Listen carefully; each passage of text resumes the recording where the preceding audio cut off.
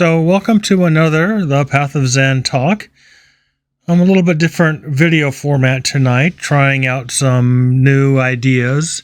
The image that you're looking at in the background was actually inspired by a meditation I had many years ago, or we're probably talking some 20 years ago, of where deep in meditation, I found myself in a field of lotuses, and the lotuses were glowing like in this picture, and they were all on a lake.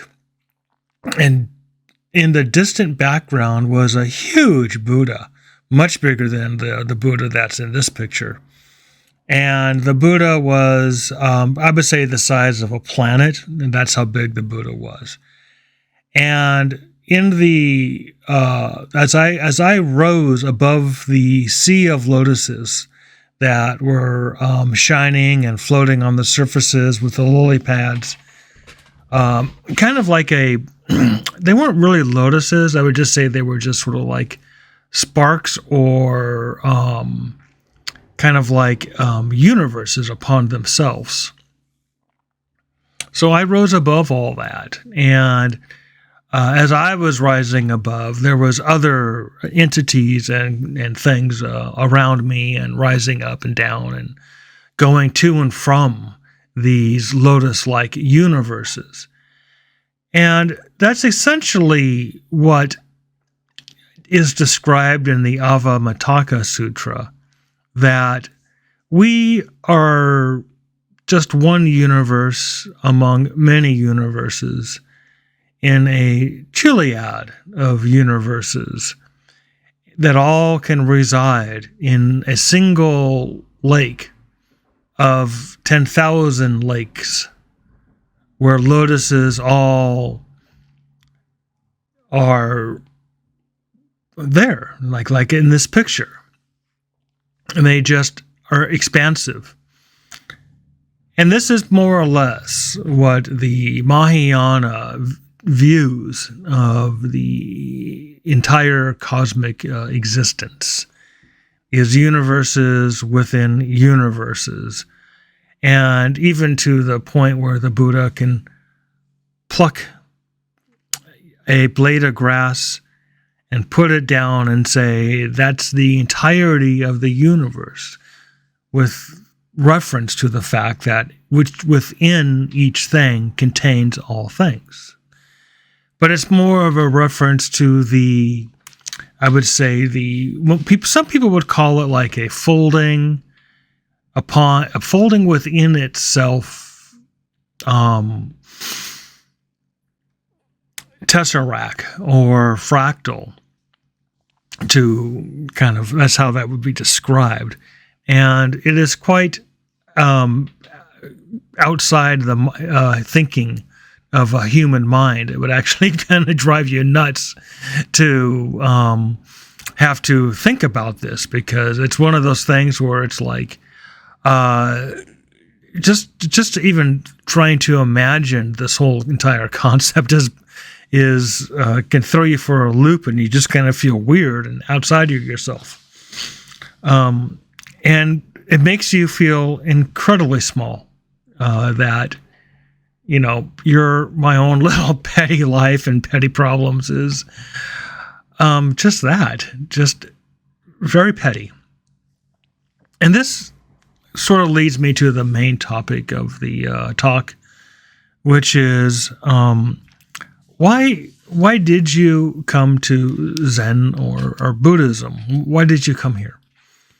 And many people, I think, they start with this question of what is Zen, and then many people hear about this thing called enlightenment, and many people say, aha, I want enlightenment. It'll be interesting. It'll solve my problems. A lot of people have dreams and fantasies about enlightenment.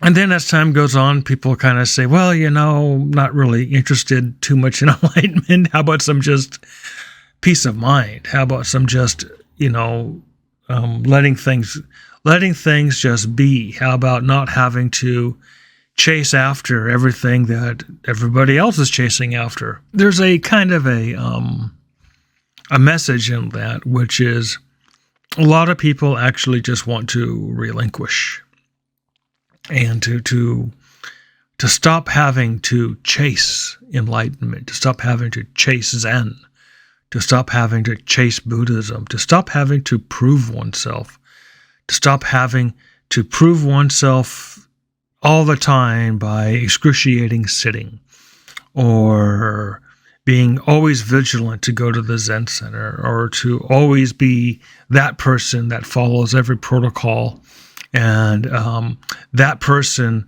who they can always count on to do whatever is asked of them.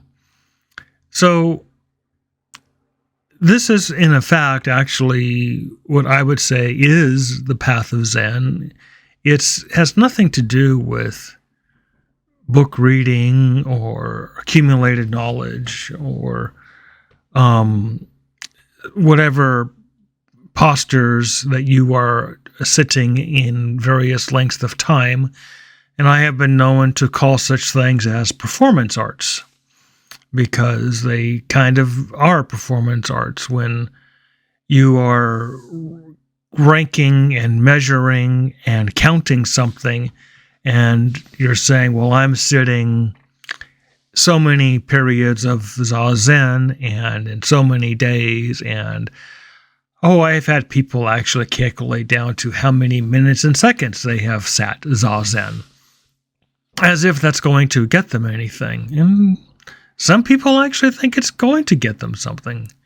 So this is one of those, again, why are you here? Why are you even studying this path?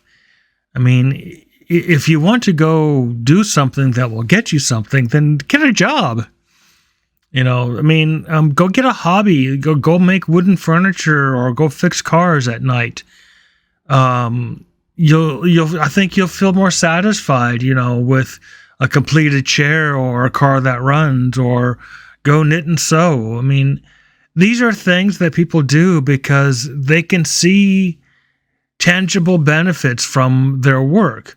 Whereas in this spiritual quest, there really isn't any tangible benefits.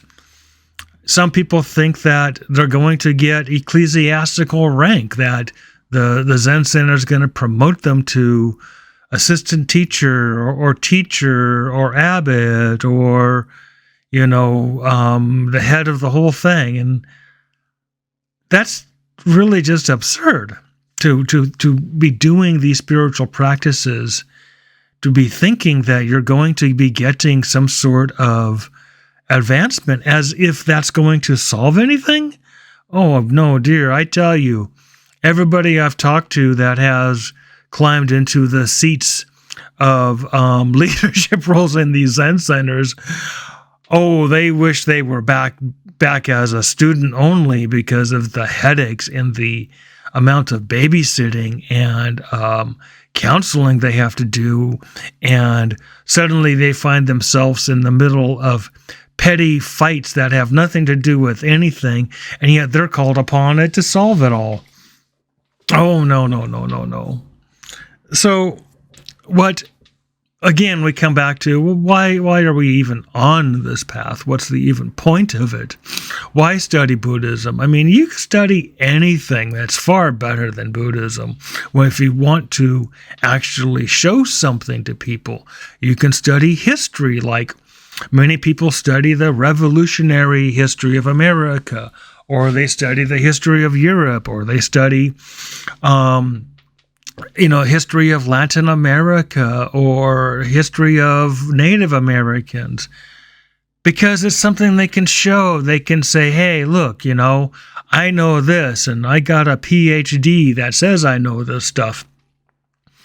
And they can say they're an expert in their field, and they can go write books and do talks and things like that, and people will come and listen to them and buy their books, and they are then generally noted as being an expert in their field.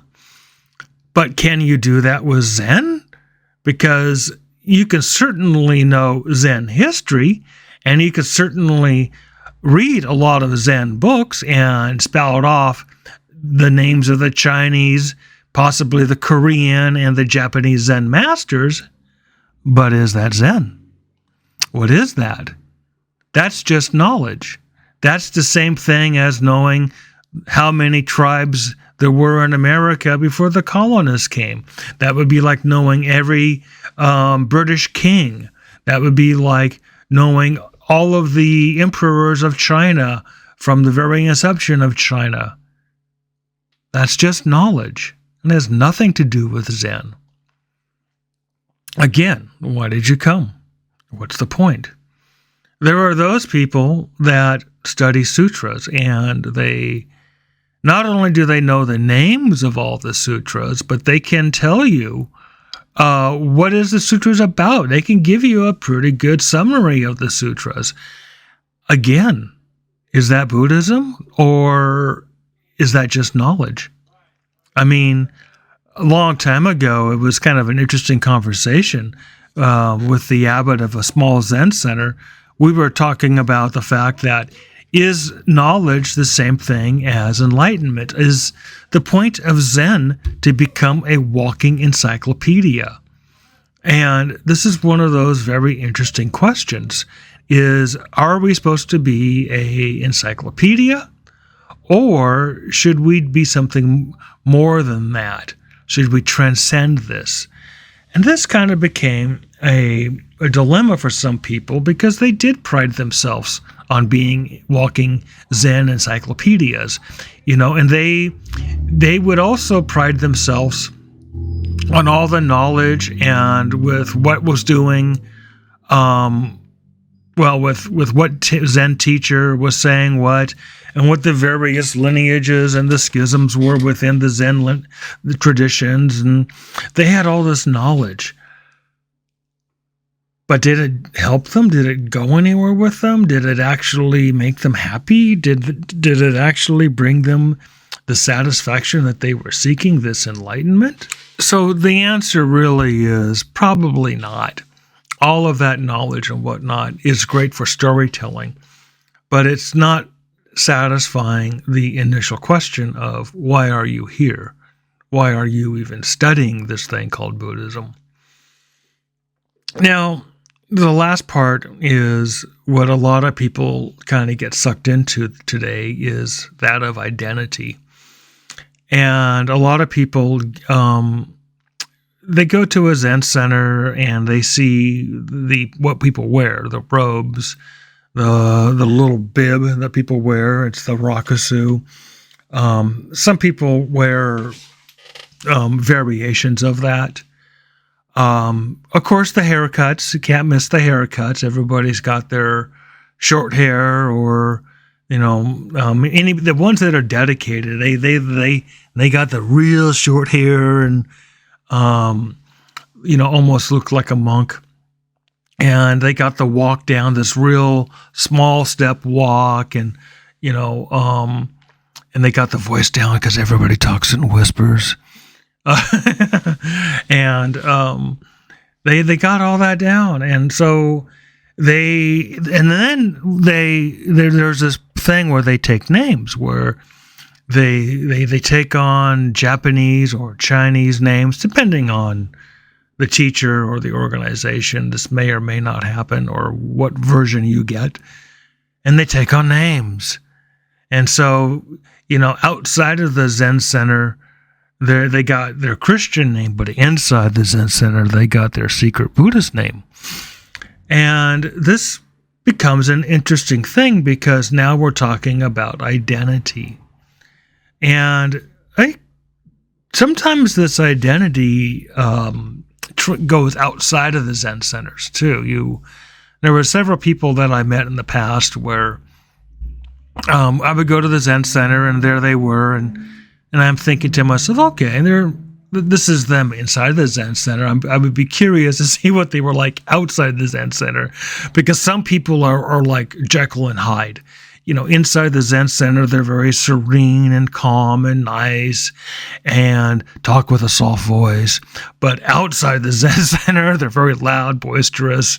They're the kind of person you're going to see on a Friday night down at the bar drinking beer and kick, and kind of going at it in a very loud way.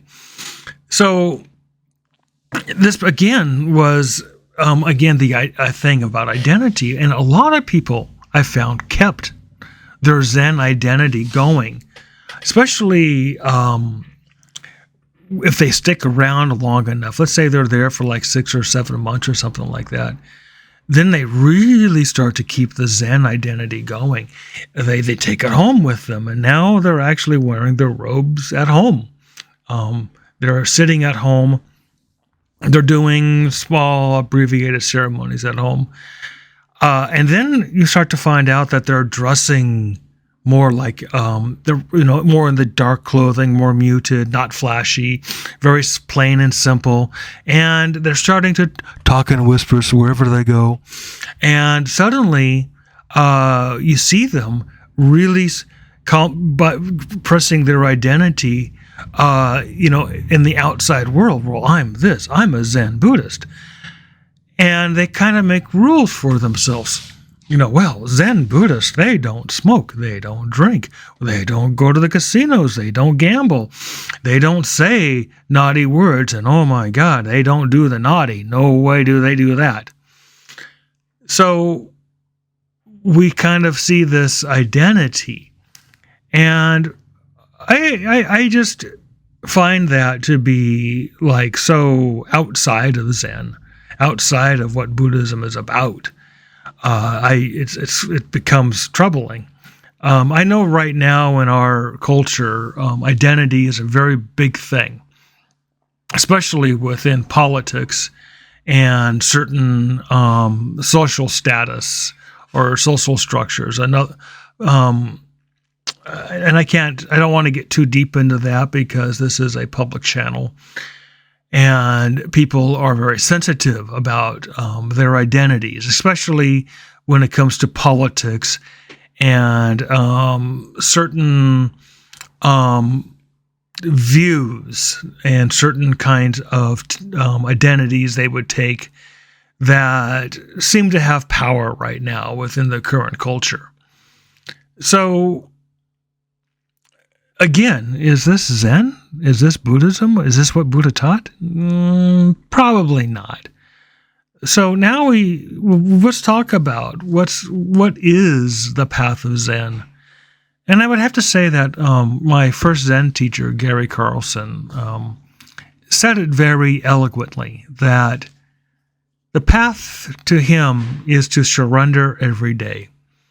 Every day, he surrenders himself to the universe because he can't control the universe. He knows he can't. And it was one of his biggest admissions, which is, he says, I admit I have no control over anything that happens. The universe is going to do whatever it's going to do despite my intentions or my wishes. Now, if that's not enlightenment, then I really don't know what is. If that's not Buddhism down to the very core, then I don't know what it is. The Buddha kind of taught that, hey, there's suffering, and then there's a way out. Because suffering is caused by your clinging. And your clinging is by habitual wants. And the Eightfold Path is just the means to cut away that clinging, to cut away that suffering. But really, what it is, it's in 8 ways to abandon. 8 ways to abandon your suffering. Abandon these ideas. Abandon all of this identity, abandon everything that you've built around yourself that you think is you. So in my own path, I found that abandoning, renouncing, and relinquishing my own desires, my own thoughts of what I should be, put a lot of end to the suffering that I was enduring.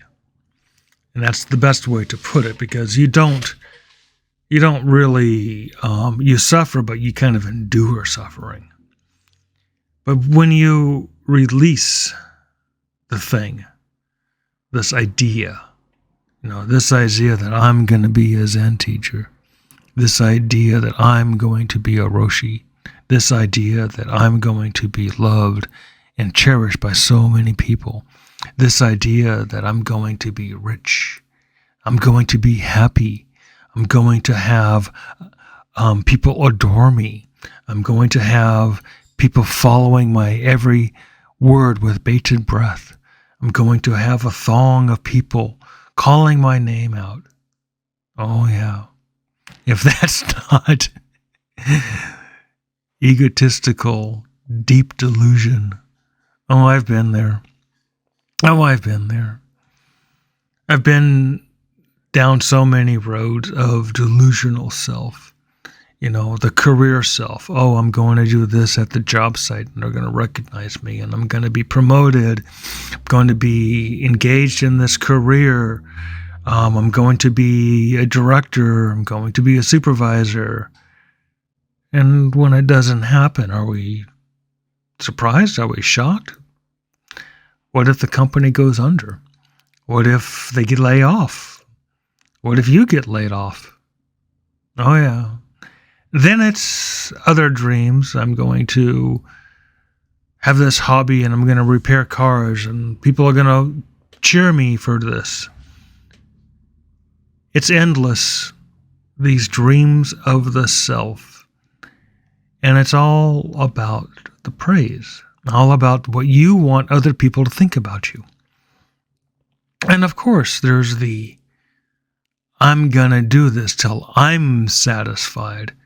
But then you think, well, when is it that I'm satisfied? Generally, it's when other people are praising you for doing the thing that you want to be satisfied about. This becomes a very interesting question, a very interesting thing to think about, to talk about. Very interesting to examine, because there's no end of suffering there. Every time you put on an identity, it's like you're putting on a coat.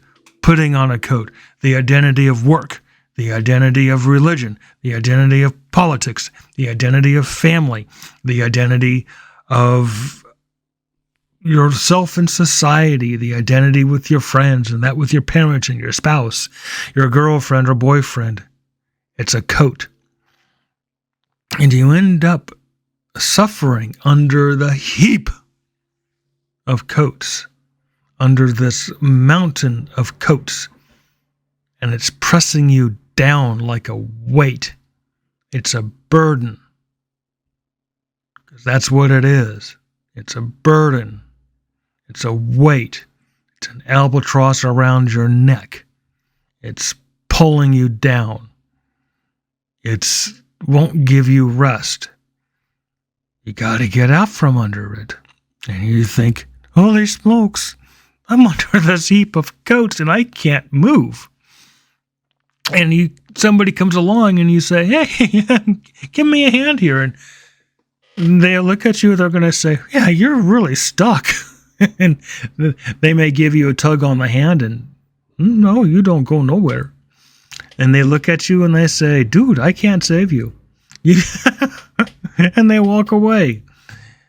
Because that's what people want. They want a savior. Oh, save me. I'm under a mountain of coats and heap of burden and I can't get out. Oh, save me. Somebody save me. Teacher, please come save me. And the teacher looks at you and says, I can't. I want to, but I can't.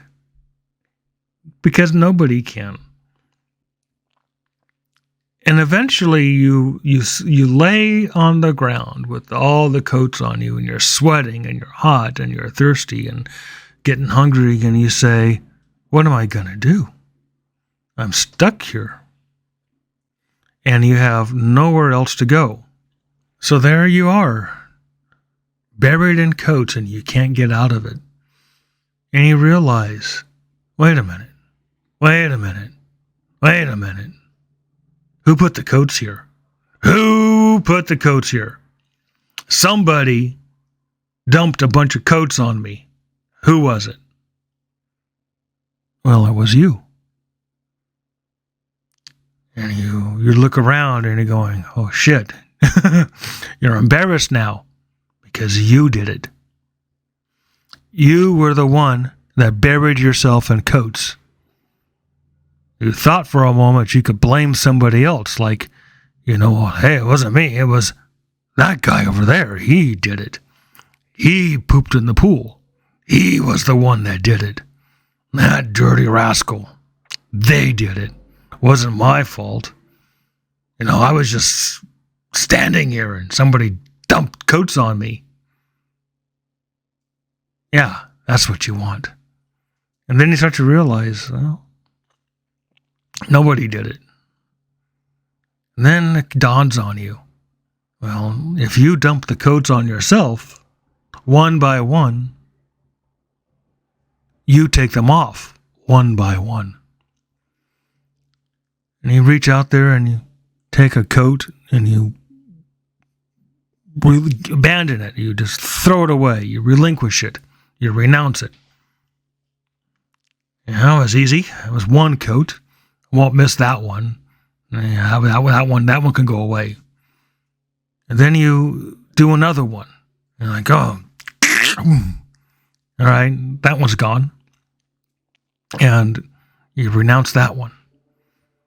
And then you look at it and go, oh, I like this one. This is my favorite coat. It's all jazzly. It's the sparkly me. It's the happy me. It's the one that I go to parties with, and the one the girls like, and again, or the guys like, depending on who and what you are. But you say, damn, it's like, here it is, and it's got to go to get to the other ones. And you take that one off. You relinquish it. You get down to where you're like, okay, I got only 2 or 3 coats on. It's kind of hot, but hey, I can now move around and I'm not suffering so much. And, it's a big relief off my mind and to not have to worry about all those coats.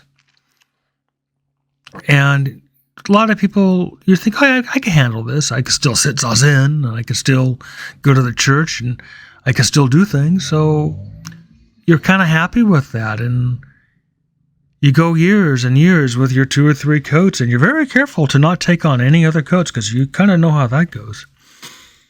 But eventually you get to the point where it's like, these coats are starting to really weigh me down. And you start to notice that the 3 coats that you have on, they're old, and they're crusty, and they're getting heavy. They have turned away from the fine wool and linen to iron and rocks and things like that, and starting to realize that you can't drag these coats around anymore. But you're like, I don't know, I might need these coats. So you grudgingly let one go, and you say, I'll miss that coat. But, I feel a little bit better without it, so now I got 2 coats. A little while goes on, and you start to realize, it's getting hot and getting old, and 2 coats is too much. So you take the coat and you look at it, you take it off and you fold it up nice, and you say, oh my God, I'm going to really miss this coat. This coat and I had so much fun. Oh my goodness, we went so many places. And you put it down and you abandon that one. You got 1 coat left. And you're thinking to yourself, well, I got 1 coat, and I need this coat. This is my last coat. If I take this coat off, I will have no coats. I mean, I'm going to be like naked out there Can't have that now, can we? It's this one coat, and it's the coat that I cherish the most. It's the one that it's not flashy, it's not loud, it's not big, it's not small. It's the one that I like. Yes, it's the one that you like. And you think that you need it, that you can't throw this one away. This is the coat that you have to have. Gotta have this coat. I mean, you think I'm going to die in this coat and be buried in this coat. That's how much this coat means to you. A little while goes on, and you start to realize that the coat, the one coat, is starting to feel real heavy. Actually, it's starting to feel just as heavy as 3 coats. And it's starting to feel just as heavy as when you started with that mountain of coats on you. And you're like, how is this happening? It's just one coat, but it's just dragging me down. I'm really having to endure this suffering. This is not supposed to be the way. So you start begging, and you start pleading, and you start making deals. I'll do this, I'll do that, I'll be good. I won't drink and I won't smoke. I won't cheat. I'll give money to the Buddha. I'll make sure that the Zen Center has anything it wants. You start trying to make a bargain. You say, I'll go to sessions. I'll sit 7 days. I'll sit 10 days. I'll sit 3 months. I'll become a monk. I'll do anything. Just don't take away my coat, and I don't want it to weigh so much. And you end up right back to where you started. The one coat weighs as much as 10,000 coats, 100,000 coats. And you can't move. You're like, but I gave up so much. I've relinquished so much. Why am I still suffering? Why am I still enduring the burden? Because you're still at the last stage, the last step of the Buddha's path. You're clinging to that one last thing, that one last item. And I've talked to you about this in other talks about it's when you give up the one thing that you think you cannot give up is when you reach Satori, that is the living enlightenment.